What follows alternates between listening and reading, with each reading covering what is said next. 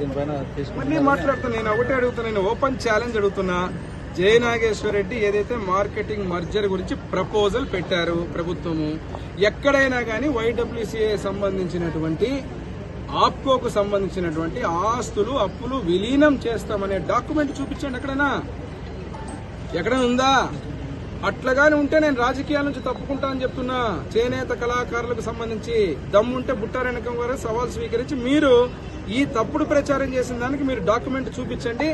మీరు ఊహాజనితంగా మీరు మాట్లాడి ఇష్టం వచ్చినట్టు విష ప్రచారం చేస్తే ఒక రోజు బాగుంటుంది, రెండో రోజు నుంచి నేను చెప్పాను ఇంతకుముందే, అబద్ధం అనేది చాలా తొందరగా ఊరు చుట్టేస్తుంది, నిజం నిలకడగా వస్తుంది.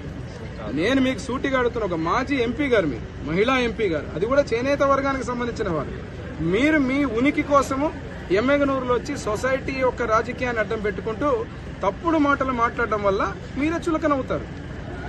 ఒక చేనేత వర్గానికి సంబంధించిన వారు గుండె మీద చేసుకుని ఆలోచించాలి. మీరు ఆ సొసైటీలో ఉన్న చేనేత కళాకారులు ఎన్ని ఇబ్బందులు పడుతున్నారు, ఏ రకంగా నష్టపోతున్నారు, ఏ రకంగా వాళ్ళకి రావాల్సినటువంటి ఏ ఒక్క పథకం గాని, ఏ ఒక్క పట్టా గాని, ఏ ఒక్క ఆస్తి గాని ఆ సొసైటీలో ఎవరికి అందడం లేదు. వేల మందిని తీసేస్తుంటే హాస్యాస్పదంగా ఈరోజు మీరు వాళ్ళ జీవితాలు బాగు చేయడానికి మార్కెటింగ్ పెంచితే, ఇమేజ్ పెరిగితే, బ్రాండ్ ఇమేజ్ పెరిగి పని కలుగుతుందని మేము ప్రయత్నం చేస్తుంటే, వారి బతుకులు బాగు చేయాలని కన్ను మాకు వారి బతుకుల మీద ఉంది, మీ కన్ను ఆస్తుల మీద ఉంది.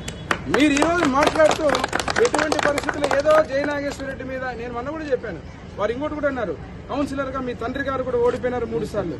గెలుపు ఓటముల గురించి నేను మాట్లాడలేదు, నేను మీ గురించి కాదు. మీ పక్కన కూర్చొని నేను డాక్టర్ కాదని ఒకడు అంటాడు, 16 ఏళ్ల నుంచి నడుస్తుంది, నేను డాక్టర్ కాదనే వ్యక్తులు ఒంటరిగా నిలబడి ఎంత క్రెడిబిలిటీ ఉందో, వార్డులో పోతే ఎన్ని ఓట్లు వచ్చాయో తెలుసు. వారి గురించి మాట్లాడినా మీరు ఏమైతే పక్కన కూర్చున్న మీ చుట్టూ ఉండేటువంటి వ్యక్తులు ఎటువంటి వ్యక్తులు అంటే తప్పుదో పట్టించేటువంటి ఒక చరిత్ర కలిగిన కుటుంబంగా మీ పక్కనున్న వ్యక్తులు ఎటువంటి వ్యక్తులు పెట్టుకొని మాట్లాడుతున్నారో, క్రెడిబిలిటీ లేని వ్యక్తులు మాట్లాడితే మీకు కూడా నేనన్నమాట మీరు మాకన్నారన్నట్టు అనుకుంటున్నారు. నేను ఒకటే సూటిగా అడుగుతున్నా, ఎక్కడైనా కానీ జయ నాగేశ్వర రెడ్డి ఒక డాక్యుమెంట్ గానీ ఆప్కోలో మర్జ్ చేయాలనే దాన్ని ఎక్కడైనా కానీ వైడబ్ల్యూసీ నుంచి కానీ ఎక్కడైనా ఉందా?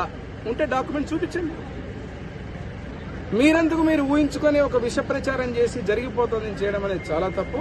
ఎటువంటి పరిస్థితుల్లో చేనేత కళాకారుల యొక్క ఒక్క ఇంచు కూడా ఏదైనా డ్యామేజ్ అయినా జయ నాగేశ్వర రెడ్డి ఎమ్మెగనూరులో సొసైటీలో, ఇంకొకటి కూడా మీకు నిన్నే ఇప్పుడు ఇంతకుముందే చెప్పాను, ఎమ్మెగనూరు చేనేత ఓట్లన్నీ దూరం అయిపోతాయంటే జయ నాగేశ్వర చేనేత ఓట్లన్నీ దూరం అయ్యే వ్యక్తులంటే నేను అదే చెప్తున్నా మీకు. కొన్ని వేల మంది సొసైటీలో పోయిన వాళ్ళందరూ, బయటికి పోయిన వాళ్ళందరూ మీకు ఓట్లు వేయలేదు, అదే చెప్తున్నా మీకు. ఆ సొసైటీలో వేల మంది ఉన్నవారు బయటికి పోతే 200 మందిని పెట్టుకొని రాజకీయం చేస్తున్నారు మీరు. తప్పు. వాళ్లకు కూడా న్యాయం చేయాలని చెప్తున్నా నేను, సొసైటీకి కూడా న్యాయం చేయాలి. చివరిగా